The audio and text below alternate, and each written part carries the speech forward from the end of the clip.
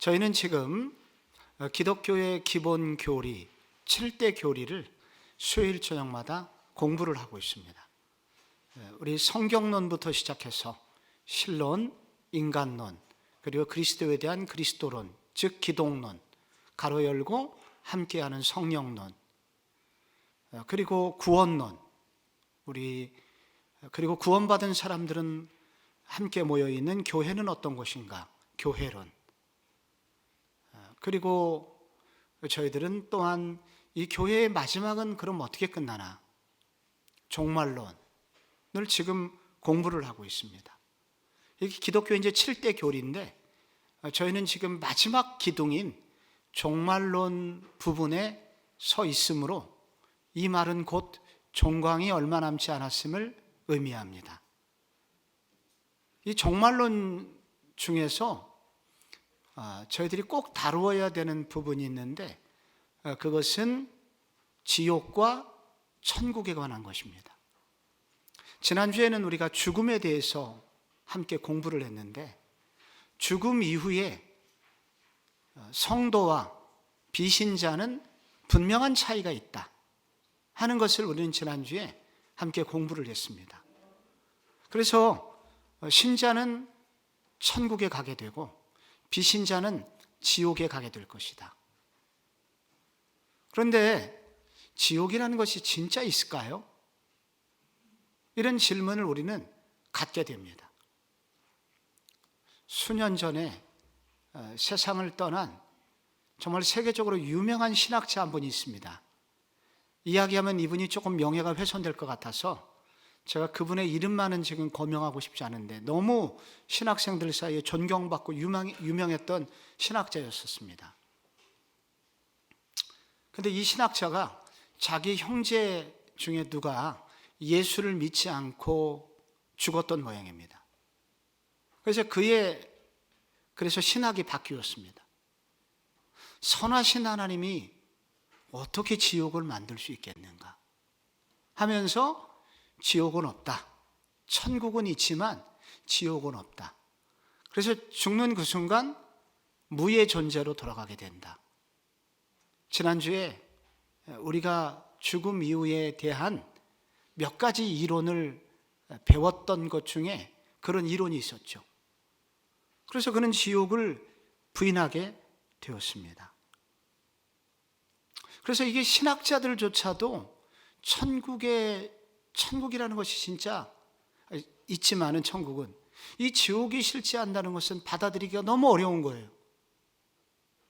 선하신 하나님께서 어떻게 그렇게 잔인한 지옥을 만들 수 있겠나?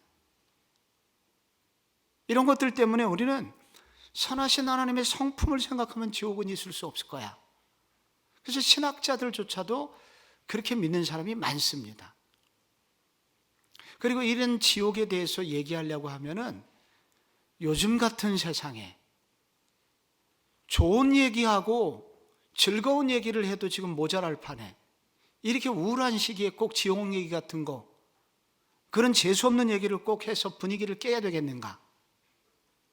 그래서 이제 지옥에 관한 얘기를 더욱 못하는 시대 속에서 저희는 살고 있습니다. 그래서 지옥은 실제하는가? 이런 얘기를 별로 우리는 안 하고 있죠. 근데 놀라운 것은 뭐냐면은 성경은 지옥을 말하고 있고 성경은 지옥이 실체하고 있다고 분명히 말하고 있다는 것입니다. 우리가 아무리 좋게 해석을 하려고 해도 성경은 너무도 또렷하게 지옥이 있고 지옥에 관한 생생한 묘사들이 너무 많은 거예요.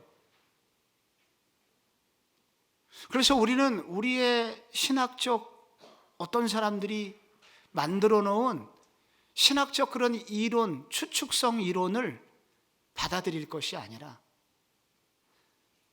예나 지금이나 변함없이 진리가 되는 이 성경을 의지해서 이 또한 우리는 받아들여야 됩니다. 그래서 이 성경에 보면 계시록 20장 10절에 나오죠. 또 그들을 미혹하는 마귀가 불과 유황 못에 던져지니 거기는 그 짐승과 거짓 선지자도 있어 세세토록 밤낮 괴로움을 받으리라. 여기 마귀의 삼위일체가 나와요. 마귀, 짐승, 거짓 선지자. 마귀는 사탄이고 여기 짐승은 로마의 황제 같은 마귀의 사주를 받은 정치 지도자, 그리고 거짓 선지자는 종교 지도자, 사탄의 삼위일체라고 하죠. 이 사탄의 삼위일체가 세세 불과 유황못에 던져지고 세세토록 밤낮 괴로움을 받게 될 것이라고 계시록이 분명히 얘기를 하고 있습니다. 조금 더 자세히 얘기하면 성경은 지옥이 실제할 뿐만이 아니라 성경은 지옥이 상징이 아니라 실제로 있는 물리적 장소다. 물리적 장소라는 거예요. 계시록 14장을 거기 좀 써놨는데요.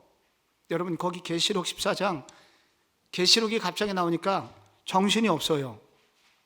그 계시록 14장을 잠깐만 읽어보시면은 또 다른 천사 곧 셋째가 그 뒤를 따라 큰 음성으로 이르되 만일 누구든지 짐승과 그의 우상에게 경배하고 이마에나 손에 표를 받으면 그도 하나님의 진노의 포도주를 마시리니 그 진노의 잔에 섞인 것이 부은 포도주라.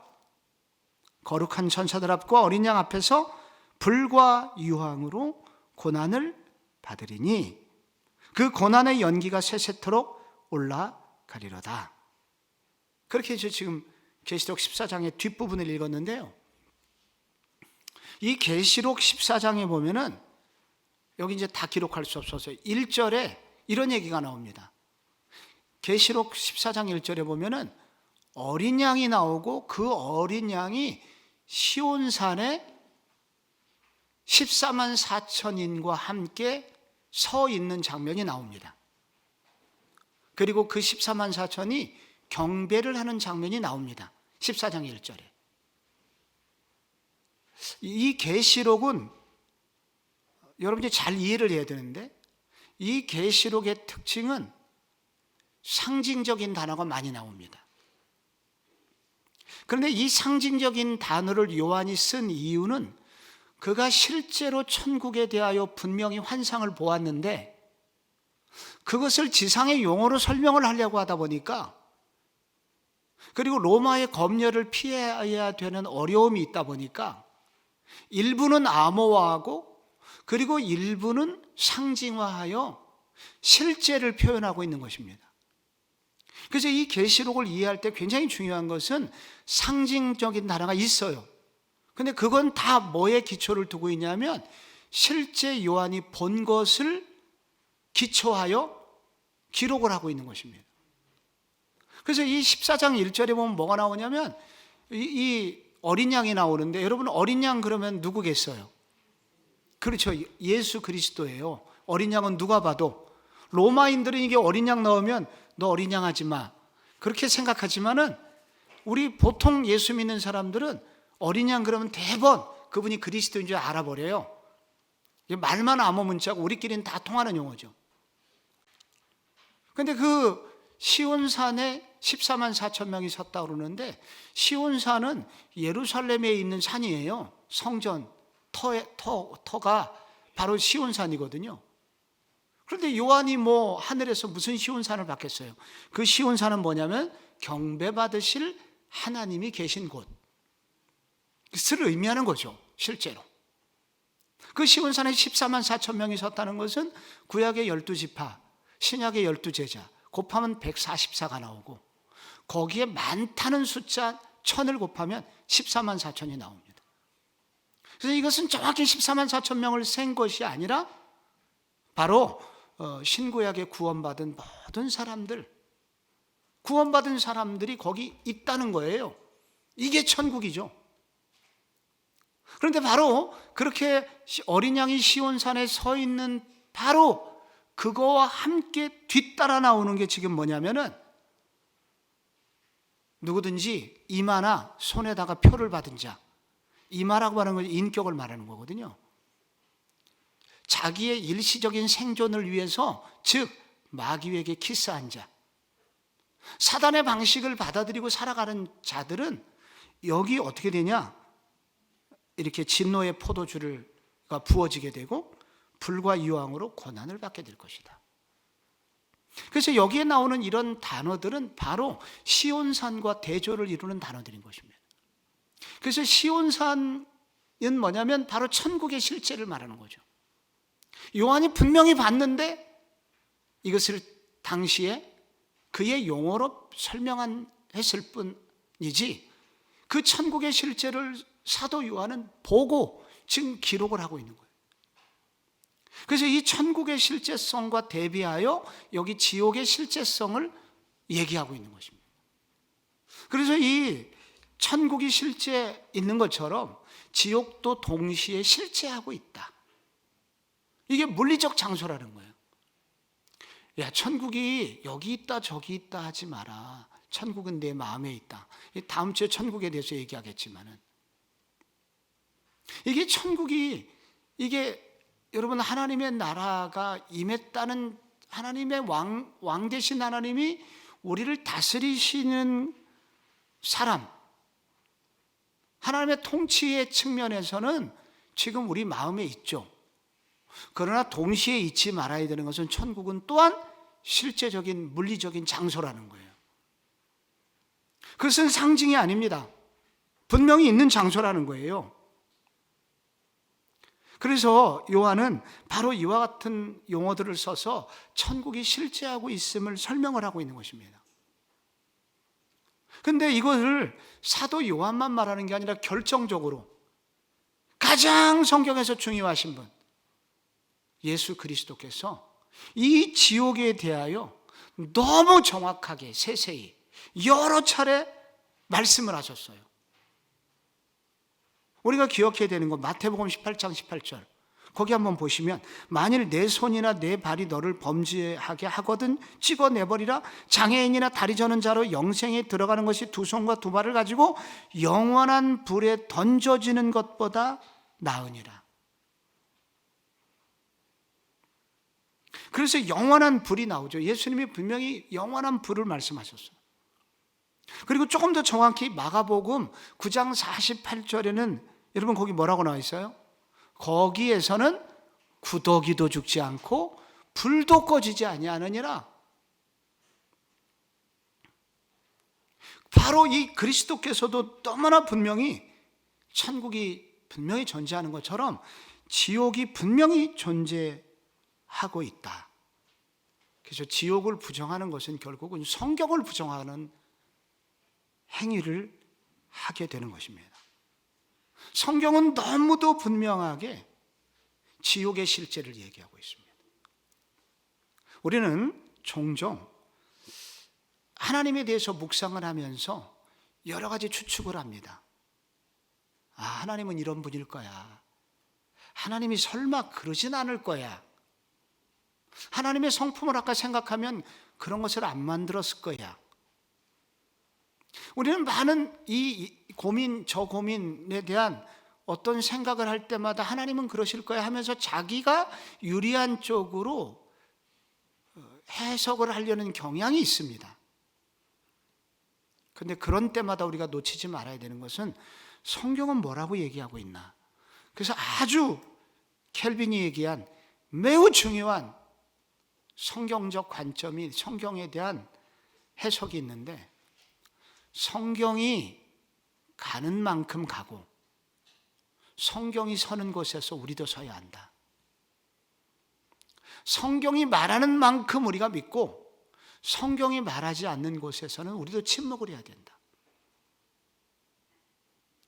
그래서 여러분 우리가 우리의 이 좁은 생각으로 우리가 가지고 있는 지식이 얼마나 제한되어 있습니까?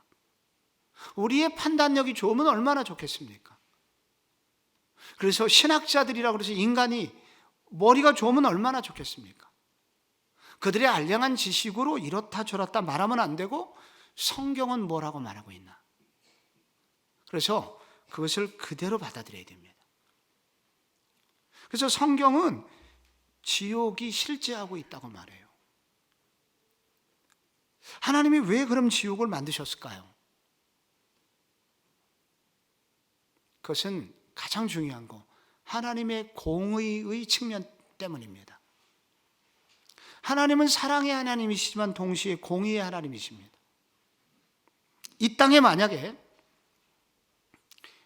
우리나라에 만약에 사랑하는 사랑만 있고 구호단체만 있고 경찰이나 검찰이 없다면 이 나라는 나라가 될까요? 안 될까요? 될 수가 없습니다. 나라가 되려면은 구호단체도 있고 식량을 나눠주는 그런 구호기관도 있어야 되지만 동시에 이 나라의 법과 질서를 유지하는 경찰도 있어야 되고 검찰도 있어야 됩니다. 교도소도 있어야 됩니다. 그래야 이 땅에 우리는 안심하고 살 수 있습니다. 하나님은 사랑의 하나님이시지만 동시에 공의의 하나님이십니다. 그래서 그분은 오래 참으시고 그분은 끝까지 참으시지만 그러나 어느 순간 때가 차면 심판을 하시게 됩니다. 그분이 가지고 있는 공의의 속성 때문입니다. 만약에 죄인을 한없이 끝까지 용서만 해주시고 그 죄인을 끝까지 받아만 주신다면 의인들로부터는 하나님이 경배를 받지 못하실 것입니다. 의인들이 절대로 하나님을 경배할 수가 없어요.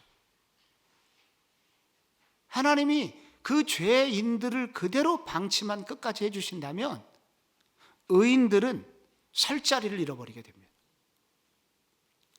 하나님의 공의 때문에 지옥은 있어야 됩니다. 또한 하나님의 주권적인 측면 때문에 지옥은 있습니다. 하나님은 누구 지옥을 만들어야 되냐 만들지 말아야 되냐 하나님 너무하십니다 라고 피조물들이 협상하는 대상이 아니십니다. 하나님 그분이 피조물들을 다 지으셨기 때문에 하나님은 주권적으로 그 피조물들에게 은혜를 베풀 수 있으신 주권도 있으시지만 심판하실 수 있는 권한도 가지고 계십니다. 그래서 그분의 주권과 그분의 공의 때문에 하나님은 지옥을 만드셨습니다. 공의를 실현하시기 위하여 하나님은 지옥을 만드셨습니다. 그렇다면 지옥은 어떤 곳일까요? 지옥의 특징이 있습니다. 지옥은 어떤 곳인가? 1. 거기 이렇게 써 있습니다. 지옥은 하나님과 분리된 곳으로 절대적 가난의 장소다. 절대적으로 가난한 장소예요. 이 말은 뭐냐면은 그동안 인간들이 누려왔던 모든 일반 은총이 사라지는 장소입니다. 이 땅에서 우리는 믿든 안 믿든 우리 모든 사람들은 하나님이 주시는 수많은 혜택을 누리고 살아가고 있습니다. 아름다운 공기를 마시고 그리고 아름다운 산과 들과 자연을 보면서 즐거워할 수 있고 좋은 것이 있으면 먹을 수 있고 좋은 물이 있으면 가서 목욕도 하고 수영도 하고 다 이렇게 우리는 많은 일반 은총의 혜택을 받으면서 살게 됩니다. 그러나 지옥은 어떤 곳이냐? 철저히 가난한 곳입니다. 이 모든 일반 은총이 완전히 사라지는 곳입니다. 그래서 마태복음 25장 41절에 보면은 왼편에 있는 양과 염소에 비해서 왼편에 있는 자들에게 뭐라고 그랬습니까? 저주를 받은 자들아. 이 사람들이 지옥 가게 되기 때문에 이 지옥은 어떤 곳이냐면 하나님의 저주를 받는 곳이라는 거예요.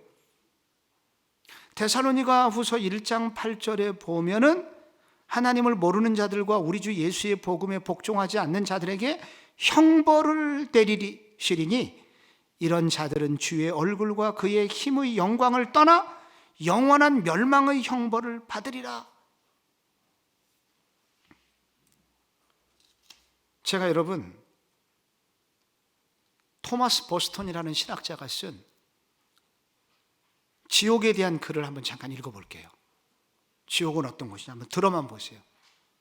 지옥이라는 곳은 기진맥진한 사람에게 원기를 공급하는 음식도 전혀 없으며 피곤을 씻어주는 잠도 없으며 슬픈 사람들에게 힘과 위로를 주는 음악도 없고 위로해 줄 수 있는 즐거운 친구들도 전혀 없는 곳이다.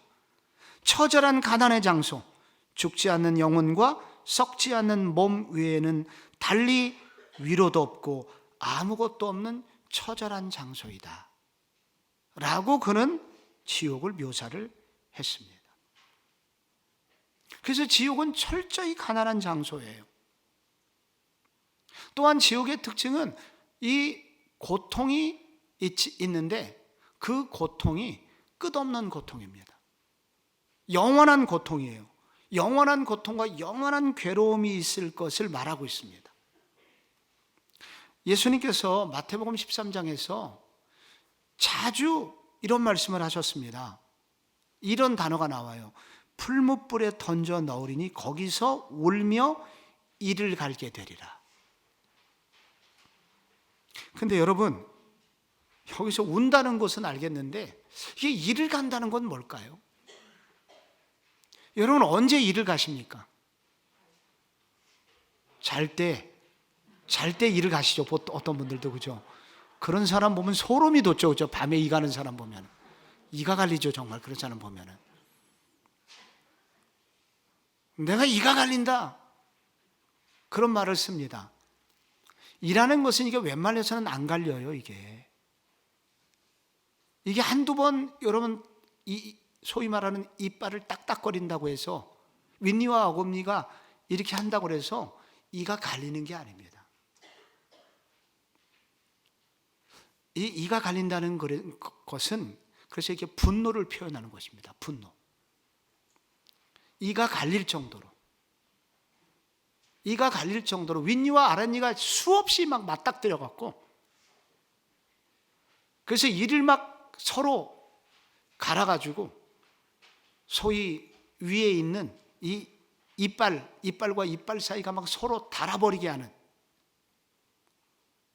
우리가 어떤 일을 참을 때 혹은 분노가 일어날 때 이를 악물잖아요. 그래서 이 이를 간다는 것은 이게 분노예요, 분노. 그래서 거기서 울면서 이를 가는데 왜 이 분노하냐면 너무 원통해서 원통, 분통이 끊임없이 그냥 내가 왜 그때 그렇게 했을까? 내가 왜 그때 교회를 안 갔고 왜 예수를 안 믿었을까? 그때 그 옆집 순이 아줌마가 와갖고 나한테 그때 전도 집회 가자고 했을 때 나는 왜 거절했던가?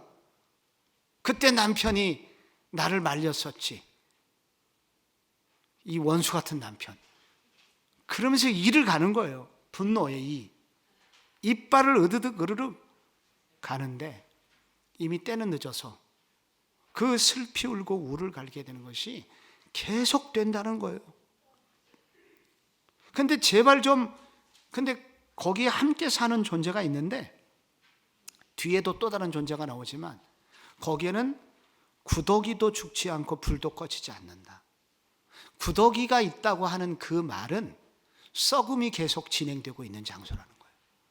그래서 여기는 구더기만 있다는 뜻이 아닙니다. 이 속에는 온갖 더러운 것이 다 들어있는 썩음이 계속 진행 중에 있는 장소. 그래서 거기에 구더기도 있는데 그게 죽지를 않아요. 끝없는 고통이 계속된다는 거예요. 여기 이 지옥에는 또 하나의 특징이 있는데 그것은 마귀와 영원히 살게 될 것입니다. 살게 되는 장소라는 거예요. 여기 마태복음 25장 41절에 보면은 왼편에 있는 자들에게 이르시되 저주를 받은 자들아 나를 떠나 마귀와 그 사자들을 위하여 예비된 영원한 불에 들어가라. 여러분 왜 마귀하고 영원히 살게 하도록 하나님이 설계하셨을까요? 이 땅에서 마귀를 너무 좋아했으니까. 그렇게 마귀를 멀리하라고 가르쳐도 끝까지 마귀를 좋아하고 마귀가 하는 말을 좋아하고 따라가고 그 마귀가 그렇게 좋으냐? 그럼 살아봐라.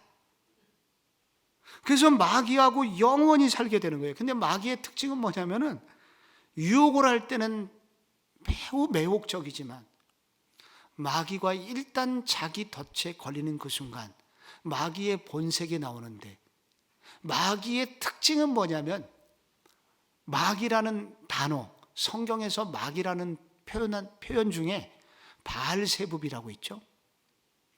이 뜻을 말씀드린 바가 있습니다. 파리 대왕이다. 그래서 이 마귀의 뜻은 뭐냐면 더럽다는 뜻이에요. 그러니까 똥파리들을 말하는 건데, 그래서 이 애굽의 신과 여러분 블레셋의 신 중에 바로 이렇게 바알세붑이 있습니다. 그 바알세붑의 뜻은 똥파리예요. 그래서 마귀는 똥입니다. 똥, 한마디로. 그래서 그 똥을 끌어안고 영원히 살게 되는 거예요. 그러니까 똥 근처에는 뭐가 옵니까? 파리도 오고 구더기도 나고 계속 그런 일이 난다는 거예요. 너희들이 그렇게 마귀가 좋으냐? 그래, 살아봐라. 영원히 살도록 하나님이 준비되어 하신 장소가 지옥이라는 거예요. 그래서 여러분, 우리가 마귀를 너무 좋아하면 안 됩니다. 마귀의 유혹 거절하셔야 됩니다. 쉽게 넘어가면 안 됩니다. 마귀는 원래 그렇게 더러운 존재입니다. 우리가 겉으로 잘 몰라서 그렇지 그 하나만 뒤를 까보면 너무 더러운 존재가 마귀입니다. 똥덩어리입니다. 그래서 여러분, 귀신 들린 자들을 향하여 예수님이 주로 쓰신 방법이 뭐냐면 귀신을 떠나가게 할 때 회개를 시킨 것입니다. 회개는 뭐냐? 죄를 치우는 거죠. 그래서 파리떼를 쫓으려면 똥을 치우는 것입니다. 그러면 파리가 없어져요. 그래서 이런 파리 대왕들을 쫓으려고 그러면 회개를 해야 됩니다. 마귀가 그렇게 더러운 존재고, 마귀가 우리 속에 뿌리는 똥덩어리들이 바로 죄덩어리인 것입니다. 그만큼 더러운 것이 마귀다. 영원히 꺼지지 않는 지옥불에서 마귀와 함께 살게 됩니다. 여러분, 왜 우리는 이렇게 주일날 목사님 요즘 우울한 사회라고 말씀하셔놓고 좀 즐거운 얘기, 기쁜 얘기 하시지 왜 이렇게 또 잔인하고 무서운 얘기, 지옥 얘기 하십니까? 이런 것 좀 안 하시면 안 됩니까? 요즘 교인 떨어집니다. 가뜩이나 코로나 때문에 성도들도 안 오는데. 그런데 이런 지옥 교리를 꼭 가르치라고 성경이 말합니다. 왜냐하면은 지옥의 교리를 바로 알 때 비로소 하나님을 간절히 찾을 수 있기 때문이다 라고 말합니다. 기독교 역사상 부흥의 때가 있었거든요. 그 부흥의 때의 공통점이 있습니다. 그때 바로 부흥은 언제 항상 일어났냐면 예수 그리스도 그분의 십자가에 달려 죽으심과 부활이 명확히 선포되는 곳마다 부흥이 일어났고요. 근데 그 일과 함께 공통적으로 일어난 일이 뭐냐면, 그래서 그리스도가 분명히 선포되고 드러났을 뿐만 아니라 그 결과로 그리스도를 받아들이는 자들에게는 천국이, 그리스도를 부인하는 자들에게는 지옥이 예비되어 있다는 것을 분명히 선포할 때마다 부흥이 일어났습니다. 그래서 이 지옥 교리는 우리를 죽이는 것이 아니라 우리에게 진정한 부흥을 가져오게 합니다. 그래서 지옥이 있음을 분명히 알고 지옥이 있다는 것을 전할 때 사람들에게 두려움을 주는 것이 아니라 오히려 지옥으로 가지 않게 막아주는 역할을 한다는 것입니다. 미국의 1700년대에, 미국의 1700년대면 어떤 때입니까? 1500년대 초에 메이플라워를 타고 여러분 영국의 청교도들이 미국으로 갔잖아요. 100년, 150년 지나면 사람들이 어떻게 되냐면은 믿었던 신앙 다 전통이 됩니다. 그냥 대충 믿는 거예요. 그냥 교회 주일날 그냥 조상 대대로 다녔으니까 그렇게 목숨 걸고 청교도 와도 여러분 몇 세대만 지나가면은, 아니 몇 세대도 안 걸려요. 2세대, 3세대 지나가면은 그 열기를 다 잃어버리게 되죠. 그래서 기독교가 종교화되고 형식화돼 갖고 믿음의 사람들을 찾기가 어려웠었습니다. 그런데 조나단 에드워드라는 이제 목사님이 그때 있었고, 그때 미국의 제1차 대각성 운동이라는 Great Awakening이라는 대부흥이 일어납니다. 우리 평양 대부흥이 일어나듯이 대부흥이 일어납니다. 미국에 3번 그런 부흥이 왔었는데, 그래서 그거를 1차 대각성 운동이라고 그래요. 그 1차 대각성 운동 때 조나단 에드워드 그때 했던 설교들이 지금 많이 오고 있는데, 그분이 대표적인 설교를 꼽으라고 하면 여러분 설교학자들이 꼽는 설교가 있습니다. 성난 하나님의 손안에 떨어진 죄인들이라는 설교인데요, 이 설교문은 지금까지 많은 목회자들을 깨우쳤고 이 말씀 앞에 도전을 받았습니다. 이 설교문이 되게 길고, 그리고 촛불을 켜놓고 당시 한 주일 저녁 예배에 부흥의 초청을 받아갖고 한 200명 정도 모이는 곳에 밤에 불이 없으니까 촛불을 켜고 원고를 읽었는데, 이 설교를 듣고 한마디로 난리가 났고, 그래서 부흥의 불길이 막 일어났었던 설교입니다.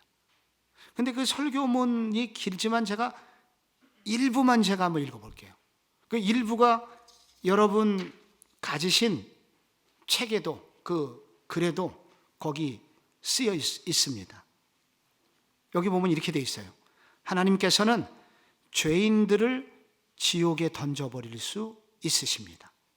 하나님께는 죄인을 지옥에 던지는 일이 그리 어렵지 않습니다. 하나님의 강한 손으로부터 피할 수 있는 요새는 없으며 숨을 수 있는 장소도 없습니다. 하나님을 대적하는 자들이 아무리 손을 맞잡을지라도 하나님께서는 그들을 간단히 조각조각으로 부셔버릴 수 있습니다. 하나님께서는 죄인들이 회오리 바람 앞의 먼지와 같으며 활활 타오르는 불기둥 앞의 마른 건불과도 같습니다. 땅바닥을 기어가는 벌레를 밟아버리는 일이 쉬운 것 같이, 실밥을 잘라서 불 속에 던져버리는 일이 쉬운 것 같이, 하나님을 대적하는 죄인들을 지옥으로 던져버리는 일은 하나님께서 원하기만 하신다면 너무도 쉬운 일입니다. 제가 이 설교문이 길어서 여러분에게 다 여기 실지는 못했습니다. 그 뒷부분을 제가 자막을 통해서 한번 읽어드릴게요. 한번 보세요. 하나님께서 지금 당장 손을 들어서 여러분을 치지 않으시는 이유는 여러분의 죄악에 관심이 없어서가 아니고 여러분의 사악함에 분개치 않아서도 아닙니다. 여러분 중에는 하나님께서 인간의 죄악에 관심도 없으시고 분개치도 않을 것이라고 생각하는 사람들이 있을지 몰라도, 하나님께서는 여러분들과 같이 죄악에 무감각하신 분이 아닙니다. 여러분을 향한 하나님의 진노의 불길은 타오르고 있으며 여러분의 파멸은 2다리를 뻗고 잠자고 있지 않습니다. 지옥의 불구덩이는 이미 여러분을 맞을 만반의 준비가 다 되어 있습니다. 하나님의 날선 공의의 칼은 이미 여러분의 머리 위를 내리칠 준비가 되어 있으며, 지옥은 여러분을 삼키려고 입을 벌리고 있습니다. 또 다른 번역본은 아가리를 벌이고 있습니다.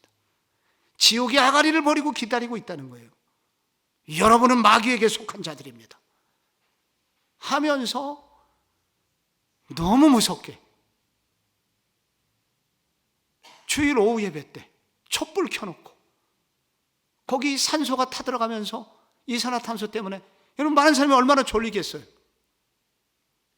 그런데 이 설교 앞에서 수많은 사람이 쓰러지고 회개하고 통곡하고, 그때 1차 대각성 운동이 일어나게 됐던 것입니다.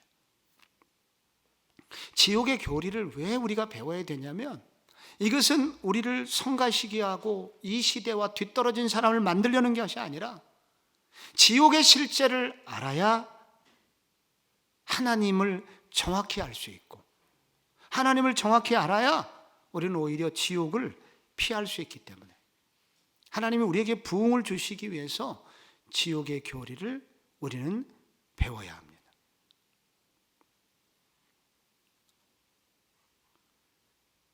그래서 여러분, 요즘 지옥에 관한 그 많은 사람들의 불신, 그리고 지옥에 대한 왜곡, 그래서 그런 지옥을 부인하는 세계관들이 난무하고 있습니다. 요즘의 시대를 일컬어서 우리는 저 대학 다닐 때 이미 30여 년 전에 앞으로의 세대는 포스트 모더니즘 시대다, 이런 얘기 들었는데 진짜 불과 10년, 20년 후에 포스트 모더니즘 시대가 왔고, 포스트 모더니즘의 시대라 함은 모더니즘 뒤에 오는 시대고, 모더니즘이라 함은 일치와 규율과 하나됨이 끝난 다음 시대를 말합니다. 그래서 이전 모더니즘 시대에는 절대 진리가 있었어요. 일치된 진리가 있었어요. 그런데 모더니즘이 끝난 포스트 모더니즘은 다 일치된 진리는 있을 수 없고, 각각 상대적으로 각 개인이 느끼는 것이 진리라고 하기로 하자 라고 지식인들끼리 그렇게 카르텔을 형성하고 그렇게 생각하기로 작정을 한 시대가 포스트 모더니즘 시대입니다. 그래서 절대 진리는 있을 수 없다. 그래서 많은 것들을 부인하기 시작했는데 그 중에 하나 성경도 부인하는 거예요. 그래서 각자 소견에 옳은 대로 생각하고 사는 시대. 하나 터치하지 마세요. 나는 존엄한 인간이고 저는 이렇게 생각하고 살아갈 자유가 있어요. 오, 어머니, 저 건드리지 마세요. 저에게는 이런 자유가 있어요. 목사님, 너무 심하게 나가지 마세요. 그러면 저 교회 떠납니다. 이렇게 공갈 협박을 하는 포스트 모더니즘에 이렇게 물든 많은 젊은이들이 교회를 이탈하고 있습니다. 그런데 그럼에도 불구하고 변함없는 성경은 이렇게 말하고 있다는 거예요. 우리가 어떻게 생각하든지 간에 성경은 변함없이 이렇게 말하고 있어요. 그러므로 오늘 우리는 계속하여 이 포스트 모더니즘의 시대 사조 때문에 더욱더 멀어지게 된 이 지옥교리를 오히려 더 붙들므로써 이런 세계관들과 싸워서, 반성경적인 세계관과 싸워서 오히려 우리 성경적 가치와 진리를 지켜야 되기 때문에 더더욱 이 지옥교리는 필요하며 배워야 됩니다. 이제 벌써 결론입니다. 여러분, 지옥교리를 깨달은 성도는 어떻게 살아야 될까요?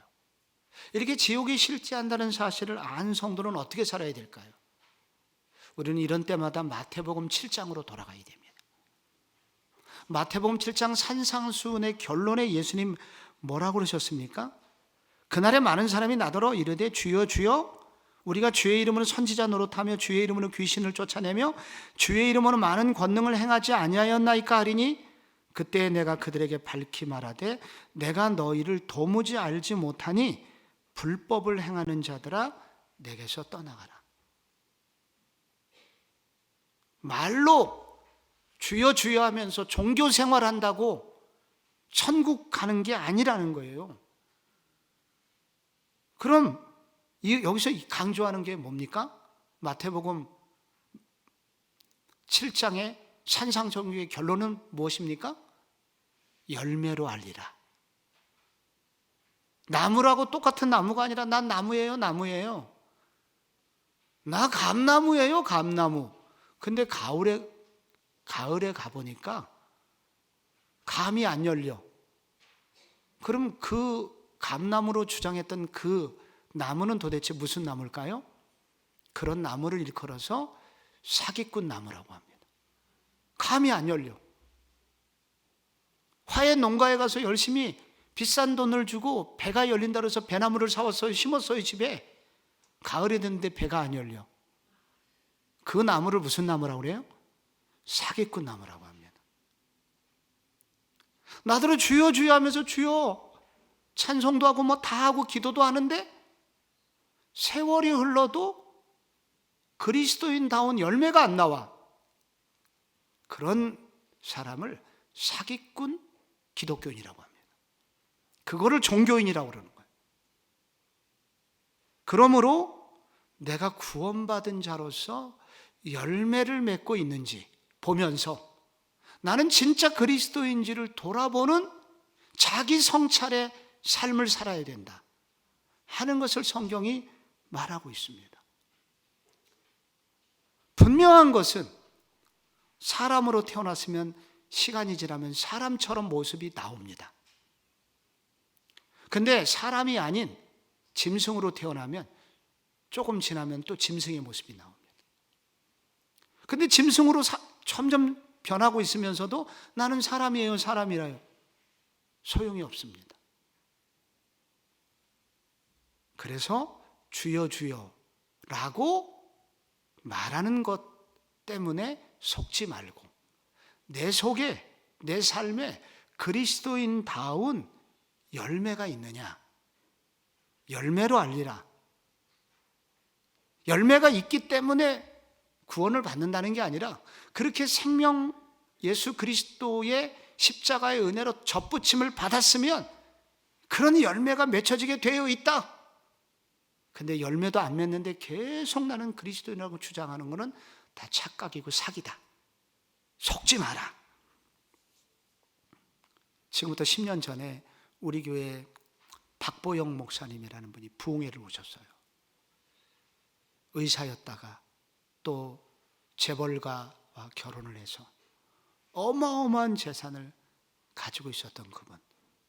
그러나 그에게 슬픔이 찾아왔고, 그래서 그가 예수를 제대로 믿은 다음에 그의 전 재산을 다 거린들에게 주고 가난을 선택하고 살아왔던 그 목사님께서 인천 방주교회, 저는 여러 번 그곳을 가봤고, 그래서 그분이 오셔서 부흥회를 했어요. 근데 그분의 메시지 중에 지금도 마음에 좀 계속 한편으로 걸리는 거, 제 마음속에 은혜로우지만 참 제가 괴로운 거 뭐였냐면, 하여튼 당신의 기도 중에 수많은 교인들이 지옥으로 가고 있는 환상을 본 그 환상 얘기를 하는데, 거짓말이기를 간절히 속으로 바랬다니까요. 제가 아니기를 바랬습니다. 그런 일이 없었으면 좋겠다. 그러나 우리는 그런 얘기를 듣고 그 환상이 진짜인지 아닌지는 모르겠으나 경각심은 가져야 된다. 주여 주여 하지 말고 내 속에 그리스도인의 열매가 있느냐? 없으면 짜가다. 그러니까 내가 지옥 백성이 아니고 천국 백성이려면 바로 이런 열매가 있어야 된다. 없다면 그리스도 앞에 박박히고 다시 주의 은혜를 붙들어라.